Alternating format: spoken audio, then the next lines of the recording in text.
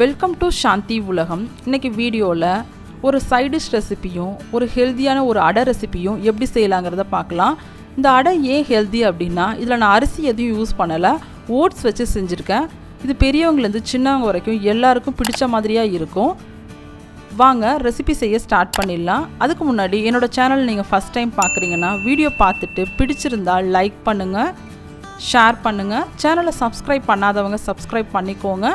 பக்கத்தில் இருக்க bell icon click பண்ணிக்கோங்க. அப்போ நம்ம போடுற வீடியோ உடனுக்குடனே நோட்டிஃபிகேஷனில் வரும்.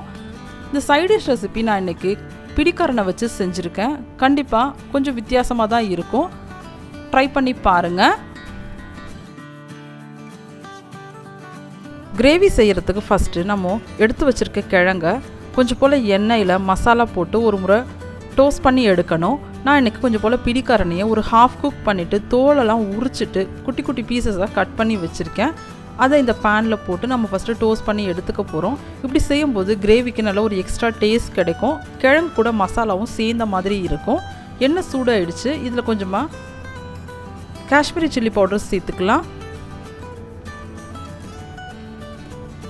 லைட்டாக சூடேறினா போதும்.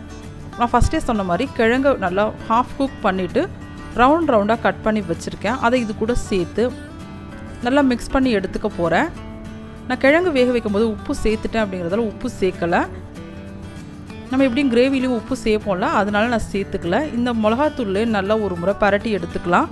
அடுப்பை நல்லா மீடியம் ஃப்ளேம்லேயே வச்சுட்டு மசாலா எல்லாம் மிக்ஸ் ஆகிற வரைக்கும் நம்ம குக் பண்ணி எடுத்துக்க போகிறோம். இப்படி செய்யும் பொழுது அவ்வளோ டேஸ்ட் சூப்பராக இருக்கும். கண்டிப்பாக இந்த ஸ்டெப்பை ஸ்கிப் பண்ணாமல் செஞ்சுக்கோங்க.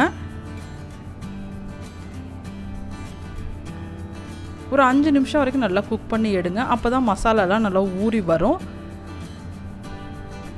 அதே மாதிரி முக்கியமாக கிழங்கு வேக வைக்கும்போது ரொம்ப குழைய வச்சிடாதீங்க. ஒரு ஹாஃப் குக் பண்ணாவே போதும். அவ்வளோதான், ரோஸ்ட் ஆகி வந்துருச்சு. இது இருக்கட்டும், நம்ம கிரேவி ரெடி பண்ண ஆரம்பிச்சிடலாம். கிரேவி ரெடி பண்ணுறதுக்கு இன்னொரு பேனில் எண்ணெய் சூடு பண்ணியாச்சு. எண்ணெய் சூடான பிறகு கொஞ்சமாக ஜீரகம் சேர்த்துக்கோங்க. நான் கரம் மசாலா பொடி சேர்க்குறதால இப்போ எதுவும் ஸ்பைசஸ் எதுவும் சேர்க்கலை. ஜீரகம் பொரிஞ்சு வந்துருச்சு. நெக்ஸ்ட்டு 1 கப் அளவுக்கு வெங்காயத்தை குட்டி குட்டி பீசஸாக கட் பண்ணி வச்சுருக்கேன். அதை இது கூட சேர்த்துக்கலாம். நீட்டாக கட் பண்ணாதீங்க, முடிஞ்ச அளவுக்கு குட்டி குட்டி பீசஸாக கட் பண்ணிக்கோங்க. இது நல்லா வதங்கி வரும்போது தான் டேஸ்ட் நல்லாயிருக்கும். இது கூட கொஞ்சமாக உப்பு சேர்த்துட்டிங்க அப்படின்னா சீக்கிரம் வதங்கி வந்துடும். நான் இன்றைக்கி 2 மீடியம் சைஸ் வெங்காயத்தை பொடியாக கட் பண்ணி வச்சுருக்கேன். உப்பு சேர்த்தாச்சு. சேர்த்துட்டு நல்லா வதக்கி எடுத்துக்கோங்க. நல்ல ஒரு கண்ணாடி பதம் வர வரைக்கும் நமக்கு வதக்கி எடுக்கணும். நான் இன்றைக்கி இதில் சேர்க்குற தக்காளியை டைரெக்டாக சேர்க்காமல் மிக்ஸி ஜாரில் போட்டு நல்லா பேஸ்ட் பண்ணி எடுத்து சேர்க்க போகிறேன். அப்போ நமக்கு கிரேவி நல்லா ஒரு திக்னஸும் இருக்கும், ரிச்சாகவும் இருக்கும். அதுக்காக தான். இது கூட நான் கொஞ்சம் 5-6 முந்திரி பருப்பு ஆல்ரெடி ஊற வச்சுருக்கேன். அதையும் சேர்த்து அரைச்சி சேர்க்க போகிறேன். நீங்கள் முந்திரி பருப்பு தான் சேர்க்கணுன்னு அவசியம் இல்லை. அதுக்கு பதிலாக உங்கள்கிட்ட ஃப்ரெஷ் க்ரீம் இருந்தால் கூட சேர்த்துக்கோங்க. அதுவும் டேஸ்ட் சூப்பராக இருக்கும். ஆனால் நம்ம இன்ஸ்டண்ட்டாக செய்கிறதாவில் நம்ம முந்திரி பருப்பு கண்டிப்பாக வச்சுருப்போம். அதை ஊற வச்சு சேர்த்துக்கோங்க. தக்காளி கூட சேர்த்து நல்லா அரைச்சிட்டு சேர்த்துக்கலாம். வெங்காயம் நல்லா கண்ணாடி பதம் வந்துருச்சு. இந்த ஸ்டேஜில் சேர்த்துக்கோங்க. நான் இஞ்சி பூண்டு பேஸ்ட் தனியாக வச்சுருக்கதால நான் அதில் போட்டு அரைக்கல. உங்கள்கிட்ட இல்லை அப்படின்னா இது கூடவே ஒரு சின்ன சைஸ் இஞ்சியும் ஒரு 4 பல்லு பூண்டையும் நல்லா இது கூட தக்காளி கூடவே நல்லா பேஸ்ட் பண்ணிவிட்டு சேர்த்துக்கோங்க. அப்போ நல்லா அது அரைஞ்சி வந்துடும். அதுக்காக தான். தக்காளி சேர்த்துட்டு அதோட பச்சை ஸ்மெல் போகிற வரைக்கும் வதக்கலாம். அதுக்கு முன்னாடி கொஞ்சமாக இஞ்சி பூண்டு பேஸ்ட் சேர்த்துக்கோங்க. நான் ஒரு 3/4 டேபிள் ஸ்பூன் அளவுக்கு சேர்த்துக்க போகிறேன். சேர்த்துட்டு நல்லா வதக்கி எடுத்துக்கலாம். இது கூடவே மசாலா பொடியெல்லாம் சேர்த்துக்கோங்க. நம்ம ஆல்ரெடி காஷ்மீரி சில்லி பவுடர் சேர்த்துருக்கோம். அது லைட்டாக தான் காரம் இருக்கும். உங்கள் காரத்துக்கு ஏற்ற மாதிரி மிளகாய்த்தூள் சேர்த்துக்கோங்க. நான் ஒரு 1.5 டீஸ்பூன் அளவுக்கு சேர்த்துக்க போகிறேன். இது கூட கொஞ்சமாக மஞ்சள் தூள் சேர்த்துக்கோங்க. எல்லாத்தையும் சேர்த்து ஒரு பச்சை ஸ்மெல் போகிற வரைக்கும் வதக்கிட்டு அதுக்கப்புறமா நம்ம தண்ணி சேர்த்துக்கலாம். ஃபஸ்ட்டே தண்ணி சேர்க்கக்கூடாது. அவ்வளோதான், மசாலா பொடி சேர்த்தாச்சு. நல்லா வதக்கிட்டு பார்க்கலாம்.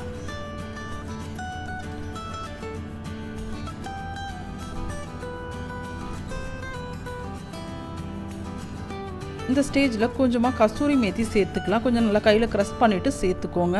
இந்த மாதிரி கிரேவி செய்யும்போது கண்டிப்பாக சேர்த்துக்கோங்க. அது ஹெல்த்தியாகவும் இருக்கும், டேஸ்ட்டும் ஃப்ளேவரும் நல்லாயிருக்கும்.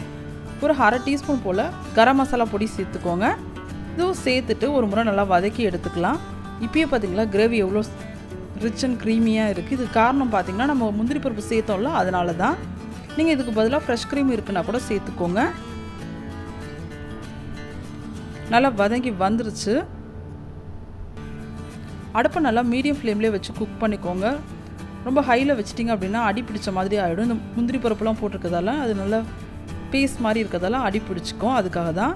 இந்த ஸ்டேஜில் 1 கப் அளவுக்கு தண்ணி ஊற்றி நல்லா குக் பண்ணி எடுத்துக்கலாம்.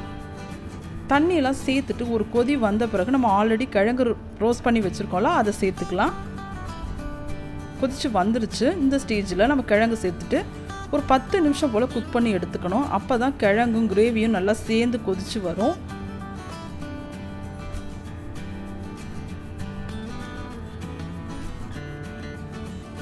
எப்பவுமே இந்த கிழங்கு வச்சு நம்ம சாம்பார், புளிக்குழம்பு அந்த மாதிரி தான் செஞ்சுருப்போம். இந்த மாதிரி சப்பாத்திக்கு, புலாவுக்கு நீங்கள் கண்டிப்பாக சைட் டிஷ் செஞ்சுருப்பீங்களான்னு தெரியல.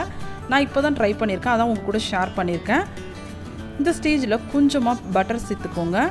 அது ஃப்ளேவர் நல்லாயிருக்கும்.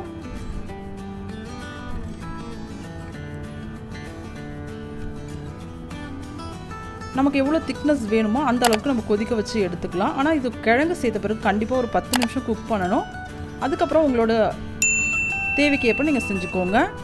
அவ்வளோதான், சூப்பரான கிரேவி ரெடி ஆகிடுச்சு. இந்த மாதிரி கண்டிப்பாக ட்ரை பண்ணுங்கள். ட்ரை பண்ணி பார்த்துட்டு உங்களோட ஃபீட்பேக் கமெண்ட் பாக்ஸில் கொடுங்க. கண்டிப்பாக இது சப்பாத்தி, பரோட்டா, நான், ஒயிட் புலாவ் எல்லாத்துக்குமே நல்லாயிருக்கும். எப்போவுமே நார்மலாக நம்ம குருமா, பரோட்டாவுக்கு சால்னா அந்த மாதிரி தான் செஞ்சுருப்போம். அப்பப்போ இந்த மாதிரி ட்ரை பண்ணி பாருங்கள். கண்டிப்பாக எல்லாருக்கும் பிடிக்கும், விரும்பி சாப்பிடுவாங்க. அவ்வளோதான், சூப்பராக கிரேவி ரெடி ஆகிடுச்சு. நெக்ஸ்ட் ரெசிபி என்னங்கிறத பார்க்கலாம். நெக்ஸ்ட் ரெசிபி பார்த்தீங்க அப்படின்னா அடை ரெசிபி தான். நான் இன்றைக்கி இதில் கொஞ்சமாக ஓட்ஸும் கடலை மாவும் வச்சு அரிசி பருப்பு எதுவும் சேர்க்காமல் ரொம்ப ஹெல்த்தியாக செஞ்சுருக்கேன். வாங்க எப்படி செய்யலாங்கிறத வீடியோக்குள்ளே போயிட்டு பார்க்கலாம். இதை செய்கிறதுக்கு ஒரு மிக்சிங் பவுலில் ஈக்குவல் அளவுக்கு கடலை மாவையும் ஓட்ஸையும் குறகுறப்ப நம்ம பொடி பண்ணி எடுத்து வச்சுருக்கேன். இதை டேரெக்டாக அப்படியே எடுத்துக்காமல் வெறும் வானலில் ஒரு ட்ரை ரோஸ்ட் பண்ணிவிட்டு அப்புறமா சேர்த்துக்கோங்க. அது நல்ல ஒரு ஃப்ளேவராகவும் டேஸ்டியாகவும் இருக்கும். ரெண்டுத்தையும் ஃபஸ்ட்டு ட்ரையாக மிக்ஸ் பண்ணிவிட்டு இதுக்கு தேவையான அளவுக்கு உப்பு, ஜீரகம் எல்லாம் சேர்த்துக்கலாம்.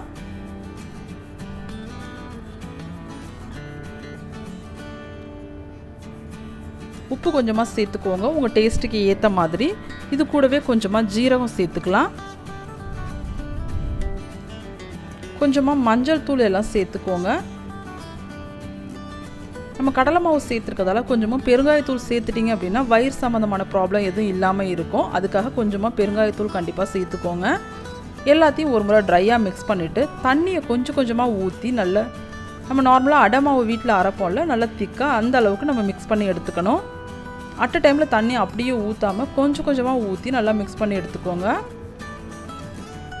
மிக்ஸ் பண்ணிவிட்டு காமிக்கிறேன் எப்படி பதம் இருக்குது அப்படின்னு சொல்லிட்டு.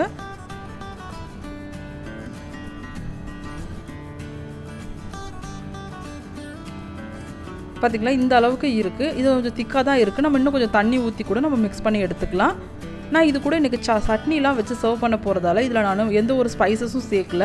நீங்கள் நார்மலாக அடை மாதிரி அப்படியே சாப்பிட போகிறீங்க அப்படின்னா இது கூட கொஞ்சமாக வெங்காயம், சில்லி பவுடர்லாம் சேர்த்துட்டிங்க அப்படின்னா அப்படியே நம்ம சாப்பிடலாம். தண்ணி ஊற்றி நல்லா மிக்ஸ் பண்ணியாச்சு. நான் இது கூட கொஞ்சமாக வெஜிடபிள்ஸை சேர்க்க போகிறேன். வெஜிடபிள்ஸை அப்படியே சேர்க்காமல் கொஞ்சம் போல் பேக் பண்ணிவிட்டு நான் சேர்க்க போகிறேன். வெஜிடபிள்ஸ் எல்லாம் எப்படி பேக் பண்ணுங்கிறத என்னோடய வீடியோவில் நான் ஆல்ரெடி ஷேர் பண்ணியிருக்கேன். அதோட லிங்க் டிஸ்கிரிப்ஷனில் கொடுக்குறேன், கண்டிப்பாக செக் பண்ணி பாருங்கள். நான் இது கூட கொஞ்சமாக கேரட், பீன்ஸ், கார்ன், கொஞ்சம் மஷ்ரூம்லாம் நல்லா பேக் பண்ணி எடுத்திருக்கேன். இது ரொம்ப ஃபில்லிங்காக இருக்கும். இதை மார்னிங் சாப்பிடும்போது நமக்கு ரொம்ப நேரம் நமக்கு பசி தாங்கும், ரொம்ப ஹெல்த்தியாக இருக்கும். இந்த வெஜிடபிள்ஸையும் இது கூட சேர்த்துட்டு நம்ம அடை ஊற்றி எடுத்துக்கலாம்.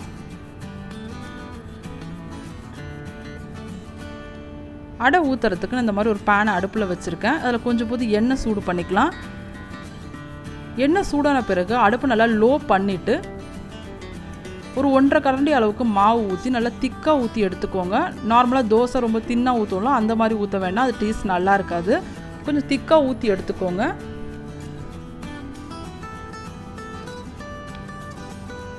நீங்கள் குட்டி பசங்களுக்குலாம் கொடுக்குறீங்க அப்படின்னா நீங்கள் நெய் ஊற்றி நல்லா சுட்டு கொடுங்க, அவங்களுக்கு டேஸ்ட் நல்லா பிடிக்கும்.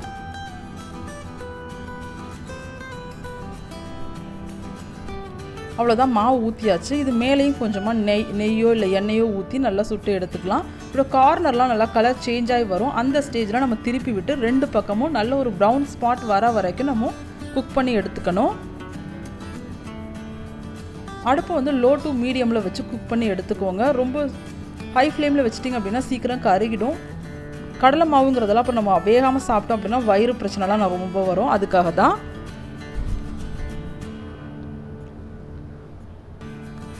இது நைட்டு டின்னராக கூட எடுத்துக்கலாம். நம்ம அரிசி இல்லை கோதுமை மாவு எதுவும் வேண்டாம் அப்படின்னு ஒரு சேஞ்சாக சாப்பிட்ணுன்னு நினைக்கிறவங்க கண்டிப்பாக இந்த ஓட்ஸும் கடலை மாவும் வச்சு செஞ்சு பாருங்கள். டேஸ்ட் அவ்வளோ சூப்பராக இருக்கும். இது கூட கொஞ்சமாக தேங்காய் சட்னி வச்சுட்டு சாப்பிட்டீங்க அப்படின்னா அவ்வளோ ஃபில்லிங்காக இருக்கும்.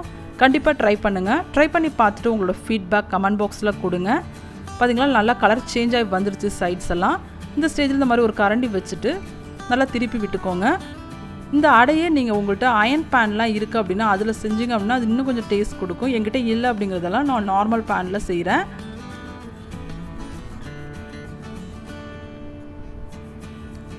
பார்த்திங்களா, நல்லா கலர் சேஞ்ச் ஆகி வருது. நான் ஃபஸ்ட்டே சொன்ன மாதிரி நல்லா ஒரு ப்ரௌன் ஸ்பாட்லாம் வர ஆரம்பிக்கும். அந்த ஸ்டேஜில் நம்ம எடுத்துகிட்டு சர்வ் பண்ண ஆரம்பிக்கலாம்.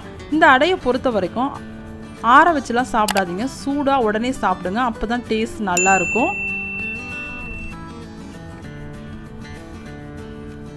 அவ்வளோதான், பார்த்திங்களா, ரெடி ஆகிடுச்சு. இன்றைக்கி ஷேர் பண்ண 2 வீடியோவும் கண்டிப்பாக உங்களுக்கு பிடிக்கும்னு நினைக்கிறேன். பிடிச்சிருந்தா லைக் பண்ணுங்கள், ஷேர் பண்ணுங்கள். என்னோடய சேனலை சப்ஸ்கிரைப் பண்ணாதவங்க சப்ஸ்கிரைப் பண்ணிக்கோங்க. பக்கத்தில் இருக்க பெல் ஐக்கான் கிளிக் பண்ணிக்கோங்க. நெக்ஸ்ட்டு ஒரு இன்ட்ரெஸ்டிங்கான வீடியோட உங்களை மீட் பண்ணுறேன். தேங்க்ஸ் ஃபார் வாட்சிங்.